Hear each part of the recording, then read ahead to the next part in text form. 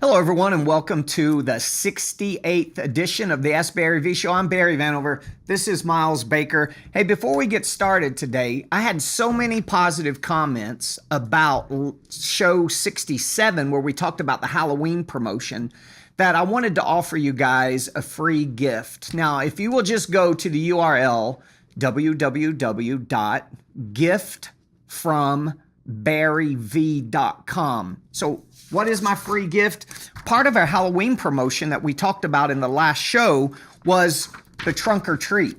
So I don't know how well you can see this, but our boy Nick is probably throwing this up on the screen right now as we speak.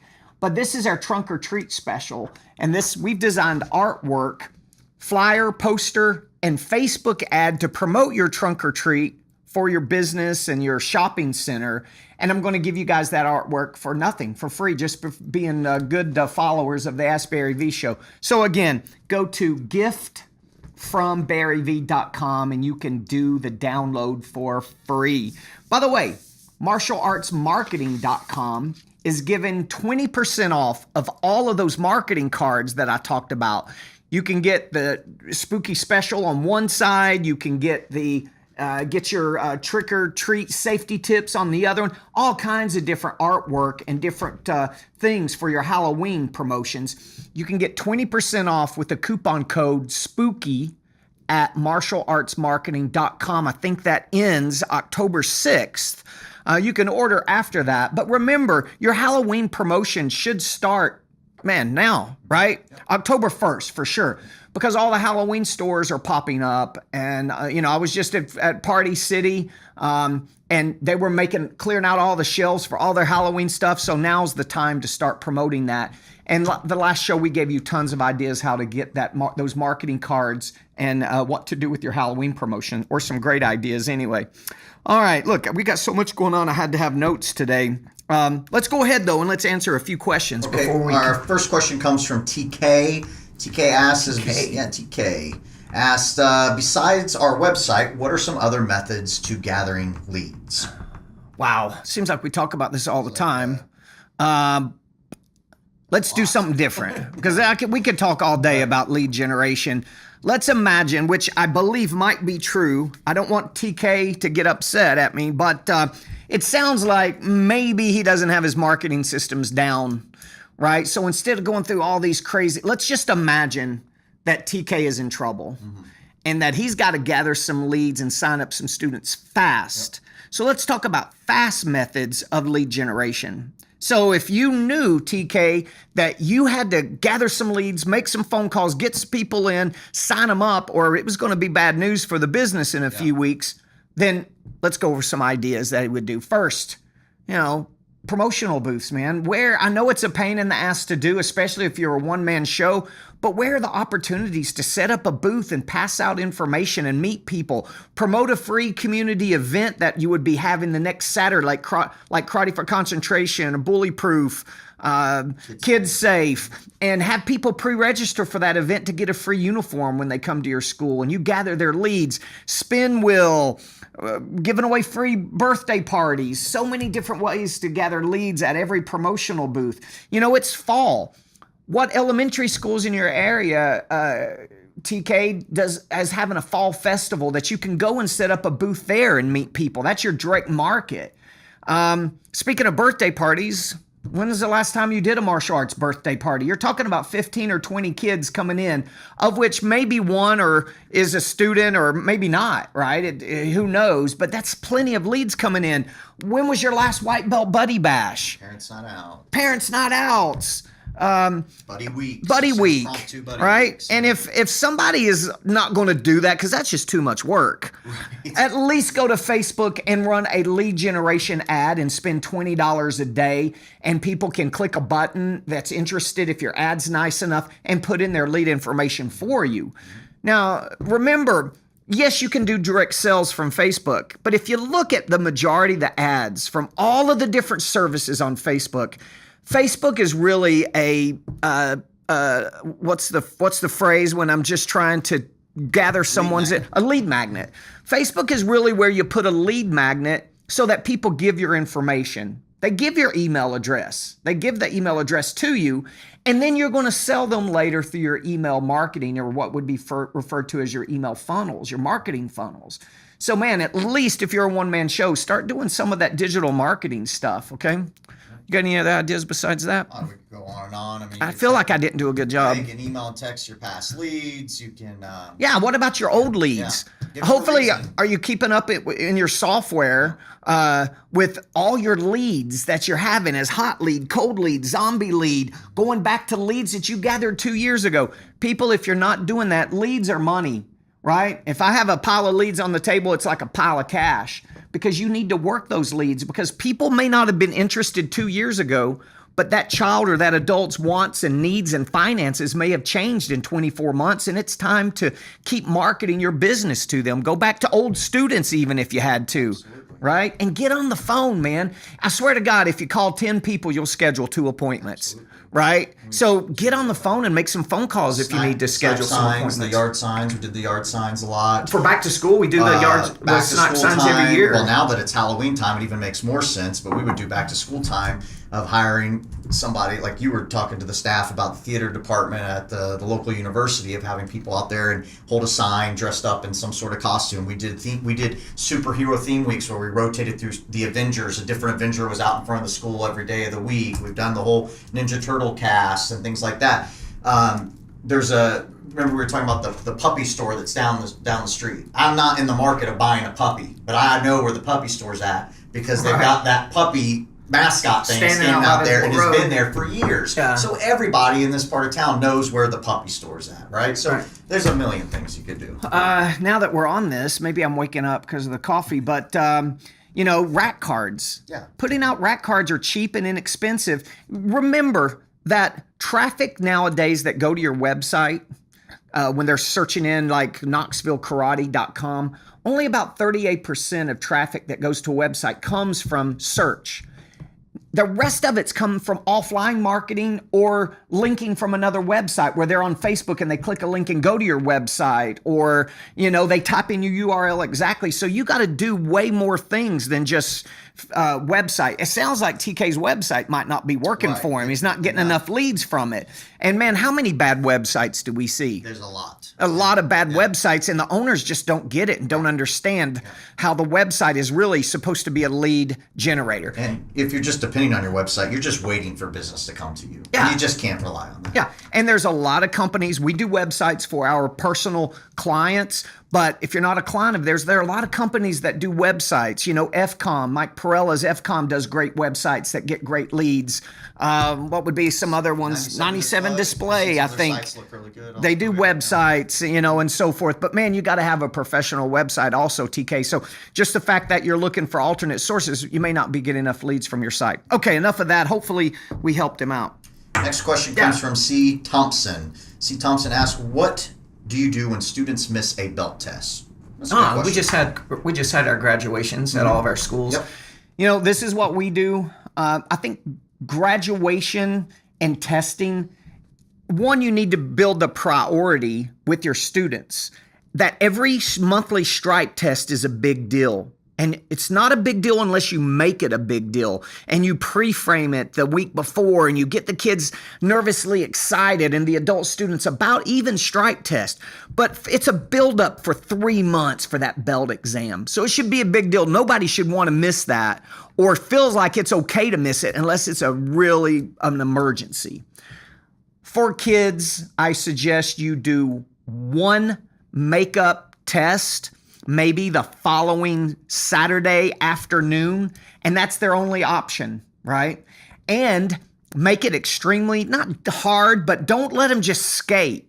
Make it maybe even more difficult than their normal belt test, and make sure they understand that you can only come to a makeup test rarely or once. I mean, don't make it where it's a total option to come to makeup test. Make it so inconvenient that they want to come to the normal testing and the normal belt graduations. But sometimes things just happen and kids miss it. I just think that you don't want to wait 3 months to give them another belt or wait. Now, that said, for adults, it's totally okay. If an adult misses a testing, then just tell them, this is what we do. Just tell them that, look, I understand. What I want you to do is next belt test, I want you to be extra prepared, and we'll give you opportunity to earn both ranks. But we only allow you to do this one time. You can only do this and get caught up. You can't wait 3 belt or 4 belt tests and go from 1 belt rank to, from orange to brown or something, I'm just not going to, our belt tests for adults are real serious and it's a big event, and I'm just not going to let somebody skate through and get off easy. So we're just going to make them earn that extra belt next testing, next graduation. And another tip for the makeup test for the kids, don't just announce it. It's not like announcing in your announcements that, hey, here's graduation and testing. Oh, and here's the makeup date. Find out the ones that didn't make it, the ones that probably told you they weren't going to be there for a good, valid reason, and then you personally invite them, send them an event manager link through texting or email so they can register for that makeup date. So people don't rely on a makeup date. Right. Make it difficult and let them understand that this is not the norm. Yeah. Exactly. All right. So we have a new segment of the Asbury V Show. We're going to call this Victory Time. So the first client or the first school owner we want to celebrate is Aaron Lawrence.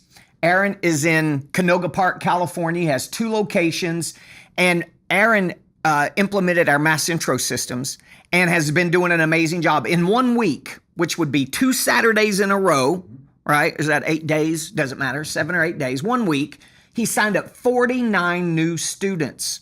He signed up, wait a minute, that's not right. He signed up 29 students the first time and 24 students the second time. So how many is that?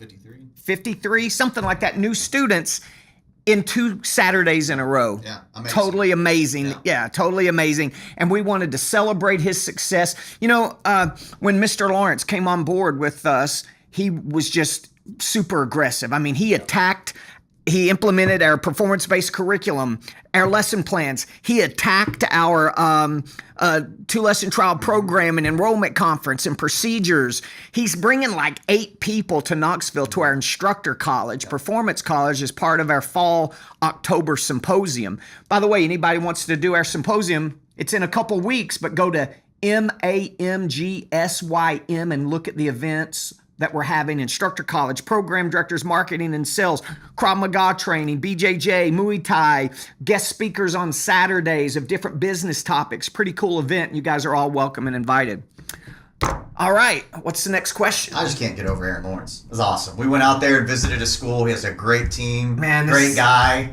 Going to do some crazy things. Wait and see what happens in this area Very happy down for there. that guy and his whole team. And outside LA. He's going to do some awesome stuff. Okay, sorry, regrouping. Just thinking about that. That was awesome. 2 Saturdays. All right, so our next question comes from M. Pasquale. Ask, how do you set monthly revenue goals for each of your schools? Oh, that's a good question. I can't set revenue goals for you because I don't know your income generators. So start with your income generators. For us, we have in-house cash. So we know everybody that signs up, a new student, we're going to either get a down payment or we're going to get a paid in full. And we know how much those are, and we're pretty good to know our percentages of each school about how many people come in that sign up that pay in full versus what we call finance, which we would get the down payment. Well, on our upgrade systems, the same thing. We're either going to get a down payment on that upgrade to black belt training or premier training or whatever your next upgrades are, leadership, CIT, or we're going to get a paid in full. And we kind of have an idea of our percentages. And we've set goals for the number of new students. We've set goals for the number of upgrades. Then we know how we sell merchandise. We're really good at selling merchandise because we sell an equipment package with every new membership and every upgrade program. So therefore, we kind of got an idea of how much money is going to be coming in through merchandising. Then we know our testing because we charge testing fees and special events, birthday parties, guest seminars, those types of things. We have an idea of how much Parents Night Out event every month. From all of our events that we have, we get an idea of how much money will come in. So we set goals for each one of the income generators, which naturally gives us a gross revenue goal, a total goal that we set. I don't know else how to explain that. That's kind of how we do it. Yeah. Okay. Good enough. Hope that helps. Our last question for this week comes from B. Dooley. B. Dooley asks, I had a mom that decided she does not want to pay for graduation and testing and she bought the child's belt off of Amazon. How should I handle this? That's crazy. That's funny. Crazy. So let's get this straight. The mom knew the kid is going to Blue Belt, for example. Yeah, sure. Instead of going to graduation or testing to save the test fee, she orders a Blue Belt on Amazon and expects the kid to be able to wear it in class. There is a classic case of miscommunication here at this school. You know, because frankly, man, even from your new student checklist, when you sign up a new student, we take them through a checklist of about, 8 or 10 things that we just want them to be aware of. And when you always want to talk about things that may be uncomfortable when they're the most excited, which is the first day they join. So we're going to go through certain things and have mom initial it. And one of them is that every 3 months, there's a quarterly belt test and graduation that the child has to come to, or the adult student has to come to, and there is a $50, $60, whatever you charge, testing fee, and she initials it. So right there should take care of it. Same thing for merchandise. I know this is off topic, but nobody can buy merchandise at your school except at your school. They can't order it online or go to a store or go somewhere else and bring boxing gloves in or weapons. They got to buy it from you or they can't use it. It's just not certified from our insurance company. Those might be great materials and products, but our insurance company hasn't looked at them and we can't guarantee they're covered. So you got to use our gear. But this testing fee, man, again, goes back to communication. Where did this mom be left out in the communication process so much that she feels like she can just order her own kid's belt and put it on them and graduate the kid herself and let him come to class? Or maybe she let the kid, we don't know enough about it. Maybe the kid did go through the testing, but yet she's not going to pay for the test fee because it represents the belt. She'll get the belt for $10 online or something. You got to nip this in the bud. Look, I probably wouldn't say this to the mom, but I would want to say, look, you can't, is Amazon.com going to teach your kid martial arts? No, I'm teaching him. Is Amazon.com going to award his black belt? No, I'm going to. So plus those parents should want to support your school, not some other company or Amazon or, other place where they can get their belts and equipment. So I would have a personal conversation with her fast and explain all this and nip this in the bud. And be honest with you, even if you lose a student, it's better than people finding out that happened and everybody wanting to do it. You got to get control of this situation fairly quick. Make sure you're doing the new student checklist and you add that line to it and explain it. Then you won't have these type of problems coming later on when somebody's not aware that that's totally not acceptable. Not to mention it's rude and disrespectful and not cool, but maybe either she's just not understanding and hasn't been communicated with, or this lady is a a-hole and just probably best get rid of her anyway. Probably going to get some negative comments over that one, but it's true. It's true. What are you going to do? Is that it? That's it. All right. Questions? Very good deal. Hey, listen, got a lot of good information.